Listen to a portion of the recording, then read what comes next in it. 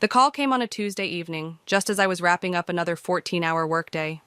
My phone buzzed with an unfamiliar number, but the area code was painfully familiar. I almost didn't answer. Quinn speaking. Silence crackled through the line, then, Quinn, it's Trey. My hand froze on the stack of briefs I'd been organizing.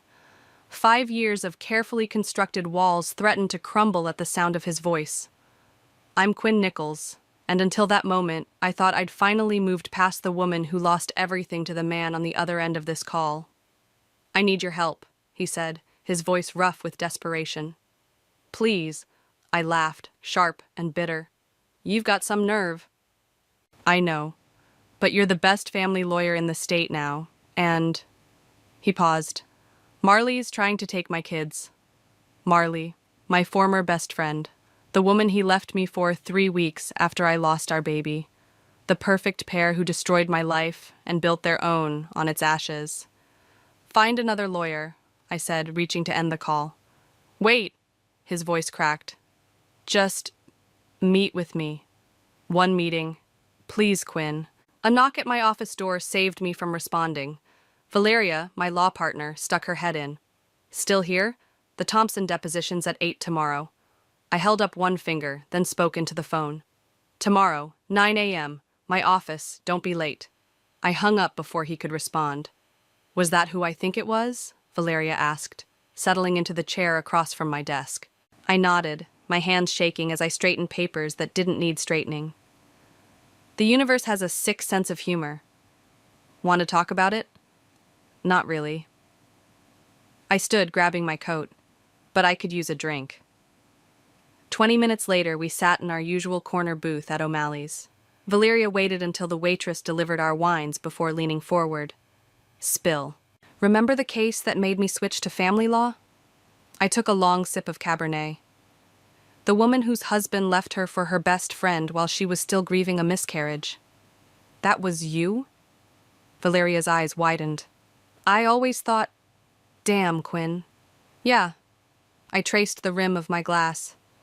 That's why I left corporate law, threw myself into women's advocacy instead, needed something meaningful after everything.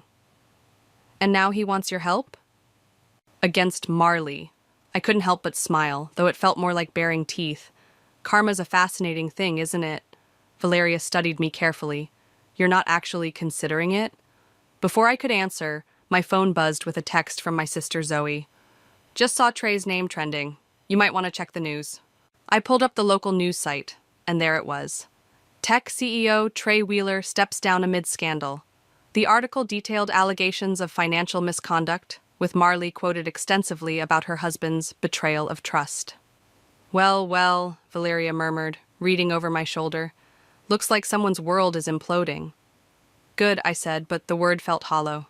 5 years ago, I would have celebrated this. Now... I should call Bethany. Your mentor? Why? Because tomorrow morning, I'm going to sit across from the man who broke me, and I need to know if I can represent him without destroying what's left of my soul. I drained my wine. Or, if I should, Valeria grabbed my hand. Quinn, listen to me. You've built something amazing here. Your cases have changed lives. Don't let him drag you back into that darkness. Maybe that's exactly why I should take it. I met her concerned gaze. Who better to ensure justice is served than someone who knows exactly what they're capable of? My phone buzzed again. Another text from Zoe. Whatever you're thinking, call me first. Remember what you always tell your clients. Revenge might feel good, but justice feels better. I stared at the message, remembering all the women I'd helped over the years. The ones who'd lost everything, just like me. The ones who'd found their strength again, just like me. You know what the worst part is? I said finally. Part of me still wants to help him. The part that remembers who he was before. Before everything. That's because you're a good person, Valeria said. But good people can make dangerous opponents when pushed too far. I thought about the meeting tomorrow, about facing Trey across my desk, about looking into the eyes that once held my whole world and seeing desperation instead of love. Order another round, I told Valeria. I need to figure out if I'm going to be his salvation or his reckoning. She signaled the waitress, then turned back to me with a knowing look. Why do I have a feeling you're going to be both? I didn't answer. I was too busy planning how to turn this unexpected reunion into something that would serve justice. Real justice. For everyone involved. Including me. 9 o'clock sharp, and my assistant's voice crackled through the intercom. Ms. Nichols, Mr. Wheeler is here. I took a deep breath, straightened my blazer, and pressed the button. Send him in. The man who walked through my door wasn't the polished CEO I'd seen in news photos. His designer suit hung loose on his frame, dark circles shadowed his eyes, and his usually perfect hair needed a trim. Good. Quinn, he said, stopping just inside the doorway. Thank you for... Sit down, I cut him off, gesturing to the chair across from my desk. You have 30 minutes. He sat, hands fidgeting with his wedding ring, a different one than the one I'd placed on his finger 8 years ago. I don't know where to start. Try the truth. For once. His flinch was satisfying. I deserve that. I deserve worse. He ran a hand through his hair. Marley's trying to take everything. The kids, the house, my company shares. I saw the news. Financial misconduct? It's all lies. His voice cracked. She set me up. Used my login credentials to make unauthorized transfers, deleted the evidence, then reported me to the board. I can't prove it was her, but... And now she wants full custody of your children? He nodded, pulling out his phone. Look. He slid it across the desk, showing me a photo of 2 children, a boy around 4 and a girl, maybe 2. Tommy and Sarah. She's threatening to tell the judge I'm unstable, that I'm a danger to them. She's already convinced the board I'm a criminal. I studied the photo longer than necessary, fighting the twist in my gut. Those could have been our children. Why me? I asked finally. There are plenty of good family lawyers in this city. Because you're the best, because you know her, the real her. He leaned forward. And because you're the only one who might understand what she's capable of. Careful, I warned. That's your wife you're talking about. Soon-to-be ex-wife. He laughed bitterly. Karma, right? I left you for her, and now... Stop. I stood up, walking to the window. This isn't about us, isn't it? His voice was closer now. He'd stood too. Quinn, I know I hurt you. What I did was unforgivable. But these are my kids. I turned to face him. And what makes you think I won't hurt you right back? Because I know you. Despite everything, you believe in justice. Real justice. He stepped closer. And because you've spent the last 5 years helping people like me, parents fighting to keep their children. Parents like you? My laugh was harsh. You mean parents who destroyed their families? Who betrayed everyone who loved them? Parents who made mistakes, he corrected quietly. Parents who would do anything to protect their children. Before I could respond, my door opened and Valeria walked in. Perfect timing. We'd planned this interruption. Sorry to interrupt, she said, not sounding sorry at all. Quinn, the Martinez hearing got moved up. We need to review the strategy. Give me 5 minutes, I told her, then turned back to Trey. Show me the custody filing. He pulled a thick envelope from his briefcase, hands shaking slightly as he handed it over. I skimmed the documents, my jaw tightening at Marley's allegations. Emotional abuse, financial manipulation, paranoid behavior. She's going for the jugular, I murmured. Will you help me? His voice was barely a whisper. I looked up, meeting his desperate gaze. I'll review the case, that's all I'm promising right now. Thank you. He stood, reaching for his briefcase. Quinn, Don't. I held up a hand. If I take this case, we keep things strictly professional. No apologies, no explanations, no past. Just the facts and the law. Understood? He nodded. When will you decide? I'll call you tomorrow. I pressed the intercom. Lisa, please show Mr. Wheeler out. After he left, Valeria closed the door and raised an eyebrow. Well? I held up the custody filing. Read this. Tell me what you think. She took the papers, scanning quickly. Her eyes widened. These allegations, they're almost identical to what happened with us, I finished. Right down to the gaslighting accusations. You think she's using your past as a template? I think Marley hasn't changed. I sat back down, mind racing. She's still the same manipulative person who helped destroy my marriage, only now she's doing it to him. So, you're taking the case? I pulled out my phone, pulling up the photo of Tommy and Sarah. Those kids don't deserve to be pawns in their mother's game. I looked up at Valeria. Call Bethany. Tell her I need her to co-counsel. If we're doing this, we're doing it right. And Trey? Trey's just a client. I started typing an email to my investigator. But Marley? She's about to learn why they call me the Ice Queen of Family Court. Valeria smiled. Now that's the Quinn I know. I returned her smile, but inside, my heart was racing. Tomorrow, I'd call Trey and accept his case. And then the real battle would begin. You're playing with fire, Bethany said, tossing the case file onto her mahogany desk. We were in her corner office, the city skyline glittering behind her. Taking your ex-husband's case against your former best friend? The media will have a field day. Let them. I crossed my legs, projecting more confidence than I felt. It might actually help us. How so? Because the moment this hits the news, every woman Marley has ever wronged will come forward. I pulled out my phone, showing Bethany the emails I'd received since word got out. 3 already have. Bethany leaned forward, reading. Her eyebrows shot up. These are serious allegations. And familiar ones. I swiped to the next email. She has a pattern. Befriend, manipulate, destroy, profit. She did it to me, she's doing it to Trey, and according to these women, she's done it before. A knock at the door interrupted us. Valeria entered, waving a tablet. You need to see this. She pulled up a video, Marley on a morning show, tears streaming down her perfectly made-up face. I'm just so worried about the children, she sobbed. When I discovered the financial irregularities, I had to act. But now he's hired his ex-wife as his lawyer, and I fear what they might do. Turn it off, I snapped. She's playing the victim card perfectly, Bethany mused, and painting you as the vengeful ex. My phone buzzed, Zoe calling. Hey, sis. Have you seen it? She didn't wait for an answer. Quinn, this is exactly what she wants. She's baiting you. I know. I put the phone on speaker. But she made a mistake. What's that? She mentioned the kids. I smiled grimly. Which means I can subpoena their school records, medical records, everything, including the incident report from Tommy's preschool last month. Valeria's head snapped up. What incident report? The one where Tommy's teacher documented bruises and emotional distress after returning from a weekend with Marley. I pulled out another file. My investigator found it this morning. Bethany whistled low. That's going to hurt her case. Quinn, Zoe's voice was worried. Be careful.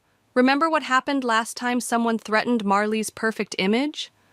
I did remember. The photos she'd doctored, the rumors she'd spread, the carefully orchestrated character assassination that had left me looking like the unstable one. Not this time, I said firmly. This time I have proof. A text message popped up on my phone from Trey. Marley just served me with an emergency custody motion, hearing tomorrow at 9. She's moving fast, Bethany observed, because she knows we're gathering evidence. I stood up, smoothing my skirt. Valeria, prep the witness list. Bethany, I need you to handle the financial angle. Follow those transfers. Find the proof it was her. Zoe, can you... Already on it, my sister interrupted. I'm reaching out to my social media contacts. If there are more victims, we'll find them. After ending the call, I turned to Bethany. You haven't asked why I'm really doing this. Don't need to. She stood, coming around her desk. 5 years ago, you walked into my office, barely holding yourself together, and asked me to mentor you in family law. Said you wanted to help people who'd been betrayed like you had. And now I'm helping the man who betrayed me. No. She put a hand on my shoulder. You're helping his children, and exposing a woman who's hurt too many people. My phone buzzed again. An email from Marley's attorney, Samir. I read it aloud. Consider this a professional courtesy. My client has documentation of your past mental health struggles following your miscarriage. Drop this case, or it becomes public record. Valeria swore. Bethany's face hardened, but I felt oddly calm. Forward that to Ethics Council, I told Valeria, and draft a response. Tell him if he wants to play dirty, I have 5 years of text messages from when his client was my best friend, including the ones where she detailed her plans to seduce my husband. You kept those? Bethany asked. I kept everything. I gathered my files. I just never had a reason to use them before. The press will be at the hearing tomorrow, Valeria warned. Good. I headed for the door. Because I have something to say to them. Quinn, Bethany's voice stopped me. What are you planning? I turned back. Remember what you taught me? Sometimes the best defense is a strong offense. And sometimes, she countered, it's knowing when to show mercy. Mercy? I laughed. Like the mercy Marley showed me when I was grieving my baby? Like the mercy she's showing those kids? Just remember, Bethany said softly, revenge and justice aren't always the same thing. I nodded, but as I walked out, I couldn't help thinking they might be this time. Because tomorrow, in that courtroom, Marley would learn what happens when you underestimate someone who has nothing left to lose and everything to prove.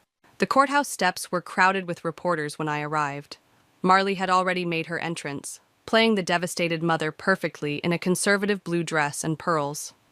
I adjusted my grip on my briefcase and started up the stairs. Ms. Nichols, is it true you're representing your ex-husband? How do you respond to allegations of a vendetta? What about the conflict of interest? I stopped, turning to face the cameras. I'll make one statement. This case isn't about me, my ex-husband, or his current wife. It's about 2 children who deserve to have their best interests represented without bias or manipulation. That's what I intend to do. Inside, Trey waited by the courtroom doors, looking worse than yesterday. They're not letting me see the kids, he whispered as I approached. Marley's claiming I'm a flight risk. Did you try to contact them? Just Tommy's teacher. I wanted to make sure he was okay after... He swallowed hard. After what happened last weekend. Tell me everything, I said, leading him to a quiet corner. Tommy had a meltdown at drop-off, said he didn't want to go with her. When I tried to calm him down, Marley started recording, saying I was emotionally manipulating him. His hands shook. Then yesterday, Sarah's daycare called her about bruises on Sarah's arms. She blamed me. Before I could respond, Samir approached, his expensive suit matching his shark-like smile. Quinn, always a pleasure, though I must say this is an interesting career choice. Save it, I cut him off. Your emergency motion is baseless and you know it. Is it? He pulled out his phone. I have video of Mr. Wheeler physically restraining his son during a custody exchange. Quite disturbing footage. You mean the video of a father comforting his distraught child? I smiled back. The same video where your client can be heard threatening to make daddy pay? Please submit it. The judge should see everything. His smile faltered slightly. We have other evidence. Of course you do. Just like you had evidence 5 years ago. I stepped closer. How's your daughter, Samir? Still at Brighton Academy? Same school as Tommy, right? He stiffened. Are you threatening? Not at all. Just wondering if she's mentioned the incident last month. The one where Tommy came to school with bruises after a weekend with his mother. The one the school reported to CPS. The courtroom doors opened before he could respond. Inside, Marley sat at the plaintiff's table, dabbing her eyes with a tissue. She didn't look at me as we passed. Judge Martinez entered, and we all rose. Be seated, she said, reviewing the file. This is an emergency motion for temporary full custody, based on allegations of emotional abuse and financial misconduct. Ms. Nichols, your response? I stood. Your Honor, this motion is nothing but a tactical maneuver designed to prejudice my client before the actual custody hearing. We have evidence that the plaintiff herself is the source of both the financial irregularities and the children's emotional distress. Objection! Samir jumped up. Counsel is making unsubstantiated accusations. If I may, I held up a flash drive. We have documentation of unauthorized transfers made from Mr. Wheeler's accounts using Mrs. Wheeler's IP address. We also have testimony from the children's teachers about concerning behavior and statements made by both children after visits with their mother. Judge Martinez frowned. Mr. Rodriguez, did you receive these documents? No, Your Honor. because they don't exist. This is a desperate attempt by counsel to protect her ex-husband. Actually, I interrupted, pulling out another file. I'd like to address that. Your Honor, I move to submit these text messages as evidence of the plaintiff's pattern of manipulation and false allegations. Marley's head snapped up, her eyes meeting mine for the first time. I saw the moment she realized which messages I meant. Your Honor, Samir protested, any personal communications between Ms. Nichols and my client from years ago are irrelevant. They're extremely relevant, I countered, as they establish a pattern of behavior that directly relates to the current allegations, including Mrs. Wheeler's documented history of fabricating evidence to achieve her goals. The judge held up her hand. I've heard enough. This emergency motion is denied. However, she fixed me with a stern look. Ms. Nichols, while there's no technical conflict of interest here, I'm concerned about the personal history involved. Your Honor, I said quietly, I understand the concern, but I also understand these children's situation better than most. I've seen firsthand what Mrs. Wheeler is capable of. These kids need someone who can't be manipulated or intimidated into backing down. Judge Martinez studied me for a long moment, then nodded. Very well. Regular custody hearing remains scheduled for next week. We're adjourned. As people filed out, Marley brushed past me, whispering, You'll regret this. I caught her arm. No, Marley, you will, because this time I'm ready for you. She yanked away, but I saw the flash of fear in her eyes. Good, she should be afraid, because I had only shown her the tip of the iceberg. And the rest? That would come out in court. Tommy, can you tell me about what happened at school last month? I kept my voice gentle, watching the 4-year-old boy push a toy car across the table in the courthouse interview room. Mommy said not to talk about it, he mumbled, not meeting my eyes. It's okay, the court-appointed child advocate assured him. You can tell Ms. Quinn anything. Tommy glanced at the door, then leaned closer to me. I got in trouble because I couldn't sit still. My arms hurt. Why did your arms hurt? Before he could answer, the door burst open. Marley stormed in, Samir right behind her. This interview is over, she snapped, reaching for Tommy. You had no right. I had every right, I stood, blocking her path. This is a court-ordered evaluation. With his father's lawyer, please, she turned to the advocate. She's biased. She's trying to poison my son against me. Mrs. Wheeler, the advocate said firmly, this is a supervised interview. If you interrupt again, I'll have to report it to the judge. Marley's perfect mask slipped for just a second, revealing something ugly underneath. She smoothed her expression quickly, but I'd seen it. So had Tommy, who pressed himself against my leg. Fine. She straightened her designer jacket. But my attorney stays. Of course, I said smoothly. He can witness Tommy telling us about the bruises. Samir touched Marley's arm. Perhaps we should... No. She knelt by Tommy. Sweetie, remember what we talked about? About keeping our special secrets? Mrs. Wheeler, the advocate stood. You cannot coach the witness. I pulled out my phone, hitting record. Please repeat what you just said to your son. Turn that off, Samir demanded. Make me. A commotion outside saved us from further argument. Zoe burst in, waving a tablet. Quinn, you need to see this. Now. I followed her into the hallway, where she showed me a social media post. A woman named Rachel had gone viral describing her experience working as Marley's personal assistant 2 years ago. She claims Marley made her falsify documents, Zoe explained. Bank statements, emails, everything. Says she has proof. Find her, I said.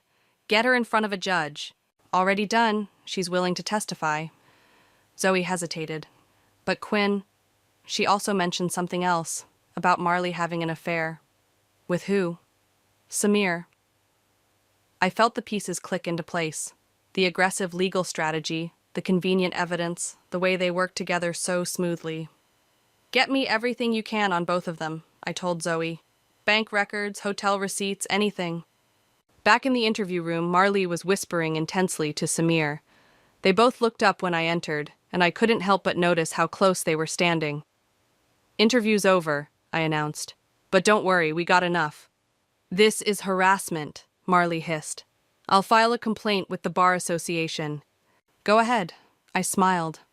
"While you're at it, explain why your attorney's credit card paid for a room at the Marina Hotel last weekend. The same weekend you told Trey you were visiting your sister." The color drained from both their faces. Samir recovered first. "That's a baseless accusation." "Is it? Because Rachel has some interesting things to say about your professional relationship." Marley grabbed her purse. "Come on, Tommy." "Actually," the advocate interjected, "given what's transpired here, I'm recommending Tommy stay with his father pending our next hearing." "You can't do that." "She can," I said, "and she will. Unless you'd like to explain to the judge why you were coaching your son to keep secrets." Marley's face contorted with rage. "You think you're so clever, don't you? Using my past mistakes against me?" "No, Marley, I'm using your present mistakes against you." I stepped closer. "The difference is, this time I have proof." She grabbed my arm, nails digging in. "I destroyed you once. I can do it again." "Mrs. Wheeler," the advocate warned, "remove your hand, or I'll call security." Marley let go, but her eyes promised violence. "This isn't over." "You're right," I agreed. "It's just beginning." After they left, Zoe hugged me. "You okay?" I watched Tommy leave with the advocate, heading to meet Trey. The little boy looked back at me and gave a tiny wave. "I'm fine," I said. "But we need to move fast. Get that witness ready." "And Zoe?" "Yeah?" "Tell Bethany to pull the security footage from this interview. I want the judge to see exactly how Marley acts when she thinks no one's watching." "Already on it." Zoe squeezed my hand. "You're going to win this. It's not about winning anymore." I gathered my files, thinking of Tommy's frightened eyes and Marley's threats. It's about making sure she can never hurt anyone else again. But as I left the courthouse, I couldn't shake the feeling that Marley had one more card to play. And whatever it would be devastating. The email arrived at midnight. No subject line, just an attachment. The sender was anonymous, but I knew exactly who it was from. I called Valeria immediately. "Check your inbox. I'm forwarding something." A moment later, "Holy shit, is this real?" "Looks like it." I stared at the photo on my screen. Me, 5 years ago, in the parking lot of a mental health clinic. She must have had someone following me back then. "Quinn, this could destroy your reputation. The timestamp. This was 2 days before you took the bar exam, when I was supposedly too unstable to function." I laughed bitterly. "She's going to leak it to the press." My doorbell rang, making me jump.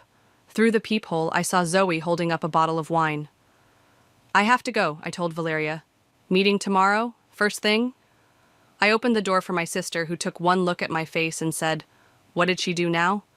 I showed her the email while pouring us both generous glasses of wine. Zoe's expression darkened as she read. "That manipulative bit—" She stopped mid-word as her phone buzzed. "Wait, Rachel just sent me something. You need to see this." She pulled up a video on her phone. It showed Marley in an office arguing with someone off camera. Where did this come from? Rachel secretly recorded it when she worked for Marley. Watch. In the video, Marley was furious. "I don't care what it takes," she snarled. "Doctor the documents. Make it look like he's embezzling. I want him ruined." "That's about Trey," I breathed. "This proves she set him up." "Keep watching," Marley continued. "Once the board forces him out, I'll get primary custody. Then we can finally be together." The camera shifted, revealing Samir stepping into frame. "Got you," I whispered. My phone rang. Trey. "Quinn, someone broke into my house." I sat up straight. "Are you okay? The kids?" "We're fine. We were at my parents', but they took my laptop and some files, the ones with the original financial records." "Call the police," I ordered. "I'm on my way." 20 minutes later, I stood in Trey's ransacked home office while police photographed the scene. Zoe had come with me and was now helping Trey calm the kids upstairs. "This was professional," the detective said, pointing out the clean cuts on the window lock. They knew exactly what they were looking for. My phone buzzed with a text from an unknown number. Back off, or the photos go public. Your career won't survive the scandal. I showed it to the detective. Add this to the report. It's connected. Ms. Nichols? A young officer called from the hallway. We found something. He led us to the kitchen where a small recording device was taped under the sink. Place has been bugged. Check everywhere, the detective ordered. Ms. Nichols, given the circumstances, you might want to sweep your office too. I was already texting Bethany when Zoe came downstairs. Kids are asleep. Trey's with them. She lowered her voice. Quinn, Sarah said something about Uncle Sam coming to visit Mommy when Daddy's not home. Uncle Sam? The detective looked up. Samir Rodriguez? Her attorney, I confirmed, and apparently much more. I'll need statements from both children. Through proper channels, I insisted. They've been through enough trauma. Back in the office, Trey was going through his remaining files. The backup drive is gone too. Without those records, we don't need them anymore. I showed him Rachel's video. We have this instead. He watched, his face hardening. She set me up, all of it. The company, the kids, everything. It was all a setup. Mr. Wheeler? The detective returned. We found 3 more listening devices. Based on the model, they've been here at least 6 months. 6 months, Trey repeated.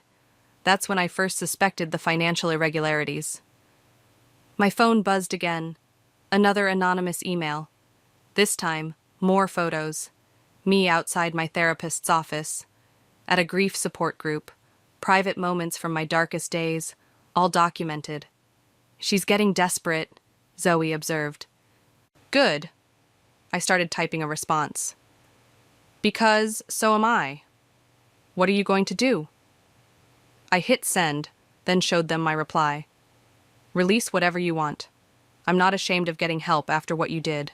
But remember, the truth always comes out. And I have so much more truth to share. Quinn, Trey said quietly, you don't have to risk everything for us. I'm not doing it for you. I watched the police bag evidence, thinking of Tommy's bruises and Sarah's fear. I'm doing it because someone needs to stop her, and because 5 years ago I wasn't strong enough to fight back, but I am now. My phone lit up with Marley's response. Tomorrow, 8 a.m., the cafe where we used to meet. Come alone. I showed it to the detective, who immediately said, We'll wire you. No, I grabbed my coat. She'll be watching, but don't worry, I'll be recording everything. Because this time, when Marley tried to destroy someone's life, she'd find her target ready and waiting, and I had nothing left to lose. The cafe looked exactly the same as it had 5 years ago, when Marley and I would meet for our weekly coffee dates. Back when I thought she was my best friend. Back before she destroyed my life. She sat at our old table, stirring her latte. Same perfect makeup, same expensive highlights, same calculated smile when she saw me. Quinn, you came alone? As requested.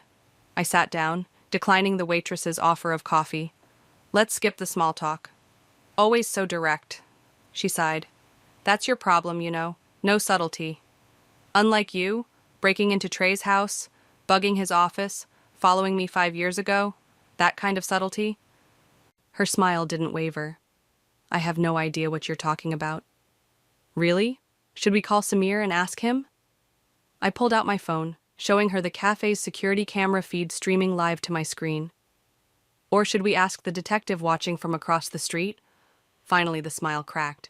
You stupid bitch, you think you're so clever? No, Marley, I think I'm done playing games. I leaned forward. Here's what's going to happen. You're going to drop the custody case, confess to the financial fraud, leave Trey's kids alone. She laughed. Or what?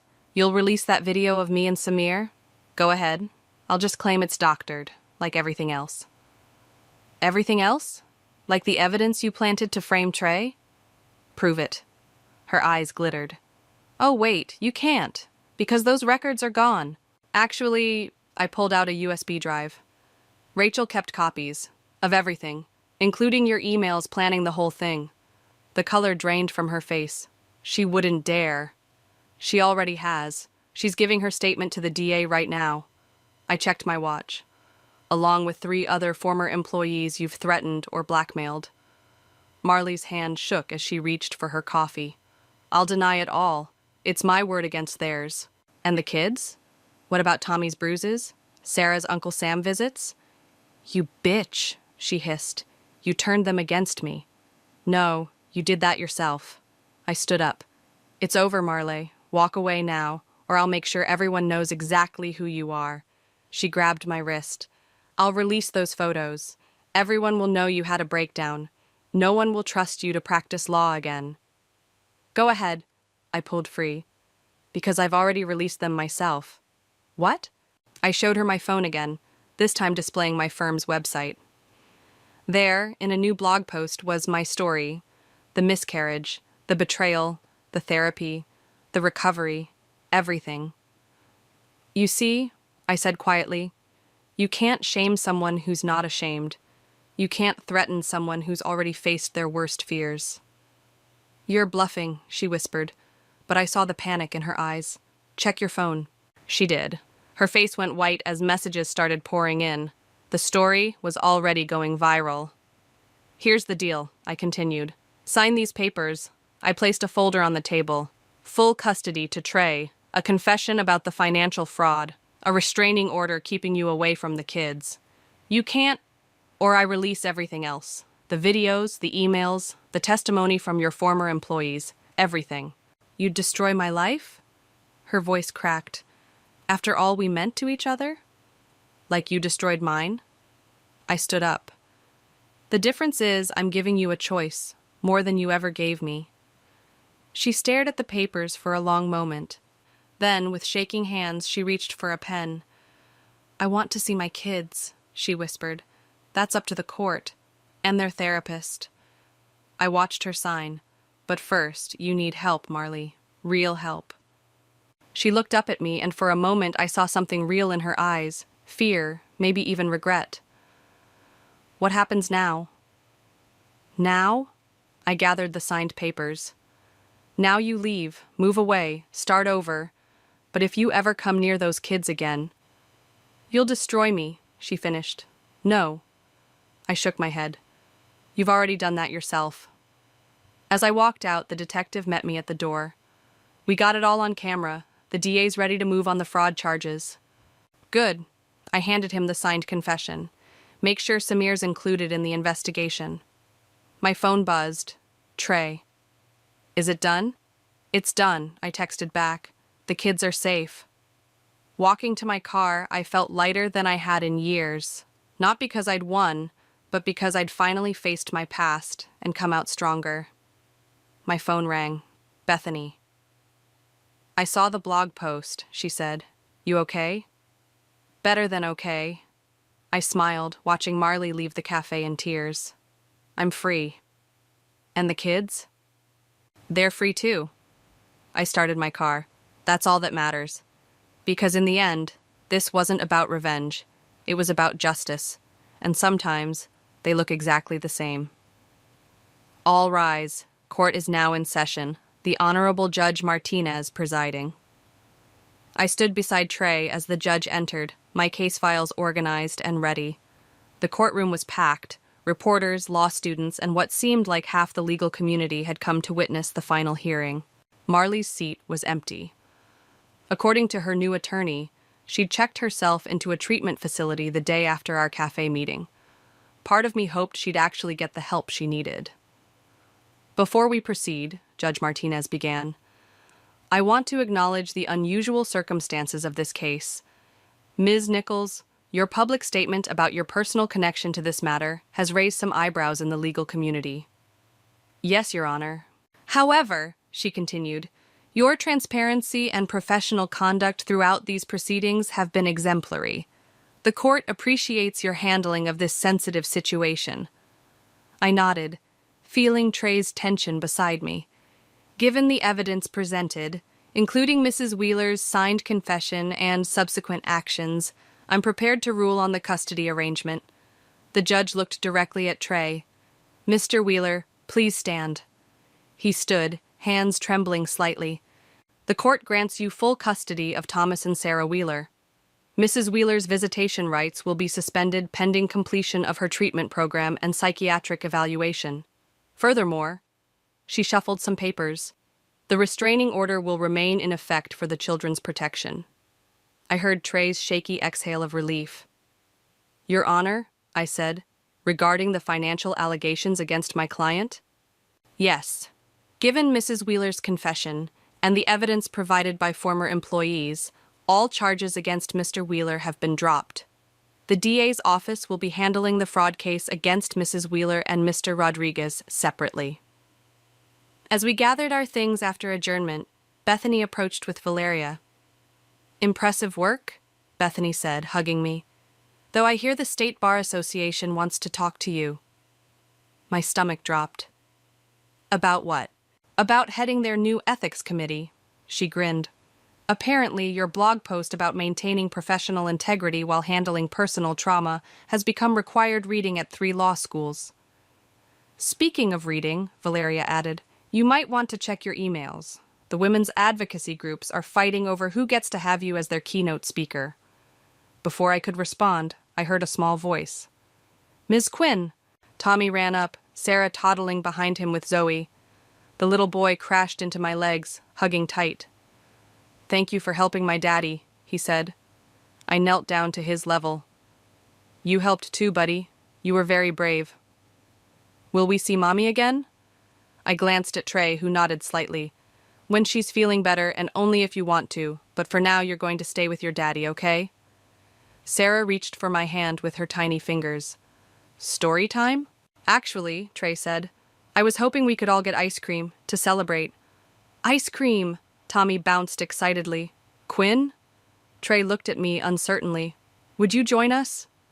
5 years ago, this invitation would have broken me. Now, looking at these children who'd somehow worked their way into my heart, I felt only peace. I'd love to, I said. But first, I walked over to the prosecution's table where Samir's case files lay. His disbarment hearing was next week, and my testimony would ensure he never practiced law again. Justice comes in many forms, Bethany said, following my gaze. Yes, I agreed. But mercy does too. I turned to Trey. You know what? Let's skip ice cream. I know a great park with an amazing playground. These kids could probably use some sunshine. Tommy's face lit up. Can we feed the ducks? Absolutely. As we walked out of the courthouse, reporters called my name asking for statements. I stopped briefly. The only statement I have is this. The truth always finds its way to the light. And sometimes the greatest victory isn't in winning, but in helping others heal. At the park, watching Tommy and Sarah laugh on the swings while Trey pushed them, Zoe sat beside me on a bench. You know, she said, when you took this case, I thought you were either crazy or masochistic. Maybe a little of both. But now I get it. This was never about Trey or Marlee. No, I agreed. It was about doing what's right, even when it hurts. About facing your demons and realizing they don't control you anymore. My phone buzzed. A text from Bethany. Women's Crisis Center board meeting tomorrow. They want you to lead their legal advocacy program. You in? I looked at the kids playing, at Trey's relieved smile, at the life I'd built from the ashes of betrayal. I'm in, I texted back. Because sometimes the best revenge isn't revenge at all. It's building something beautiful from something broken. It's helping others find their strength. It's remembering that even in our darkest moments, we have the power to choose justice over vengeance, healing over hurt. And as I joined Tommy and Sarah at the duck pond, their small hands trustingly in mine, I knew I'd made the right choice. This was my victory. Not because I'd won, but because I'd helped break a cycle of pain. And in doing so, I'd finally set myself free.